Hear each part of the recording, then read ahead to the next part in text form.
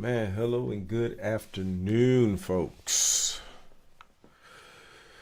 All right, this is James Perez, the host of the Conscientious Offenders, where we discuss everything from politics, culture, national news of the day, whatever tickles my fancy. I'll give my interpretation on topics, and we'll learn together.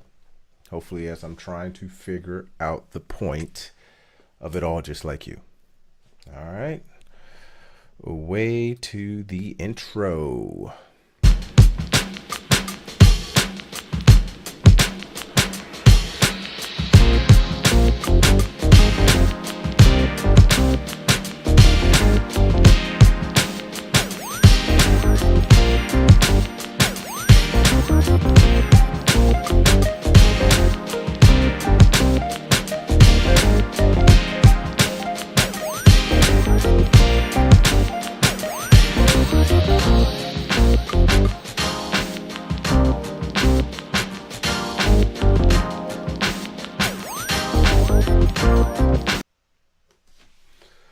Okay, so first thing first today. I can't believe I just pushed stream on this thing, right? Said forget it, we're just going for it. We're going for it today. But all right, first thing on the billet, wanted to talk about the Biden administration once again bypassing Congress on the emergency weapons sale to Israel. Let's see here. So the Biden administration once again bypassed Congress. For the second time this month, the Biden administration is bypassing Congress to approve an emergency weapons sale to Israel as Israel continues to prosecute its war against Hamas and Gaza under increasing international criticism.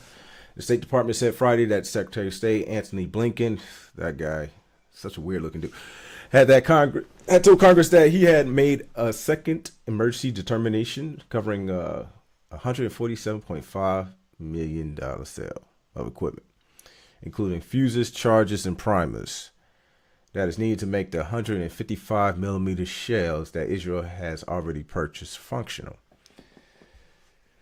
Man.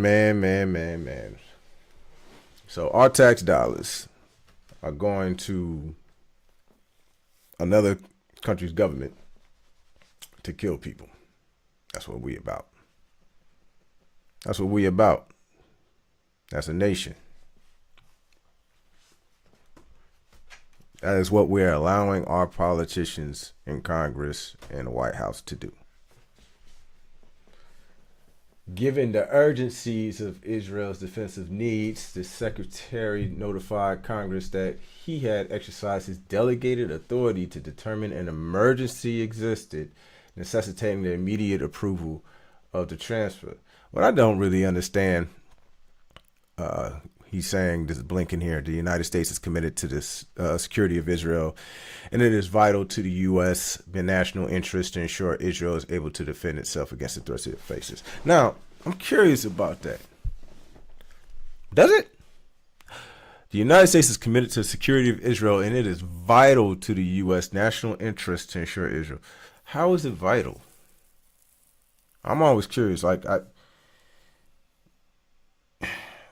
Like if a bomb were to be dropped on Israel today and it was completely decimated and off the face of the earth, how long would it take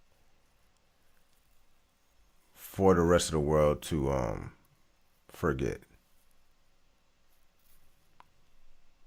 I'm curious. I mean, listen. And what I mean by forget, not completely forget. Obviously, there's a lot of things we memorialize every year. A lot of things, instances in our past from all over the world, different countries and cultures. They have their thing, right? That every year they talk about. And obviously, if a nuclear bomb were to take out Israel or Gaza or anything, I'm sure we would be talking about it for a long time.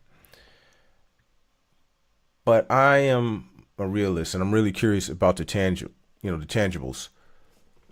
If a nuclear bomb were to be dropped on Israel and they were completely obliterated and there was no more Israel or Gaza, for that instance, like it all went away, How would that tangibly affect everyone's life here in America? I'm curious. How would it tangibly affect your life if that entire region yeah, yeah, like seriously, if there was no one there to call themselves a Jewish person